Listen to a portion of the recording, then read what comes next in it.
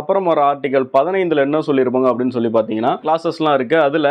நம்ம சொல்லக்கூடிய ஆர்டிகல் 15ல் மிக மிக முக்கியமான ஒரு கிளாஸ் வந்து பார்த்தீங்கன்னா ஃபர்ஸ்ட் கிளாஸ். அந்த ஃபர்ஸ்ட் கிளாஸில் ஸ்டேட் வந்து பார்த்தீங்கன்னா எந்த ஒரு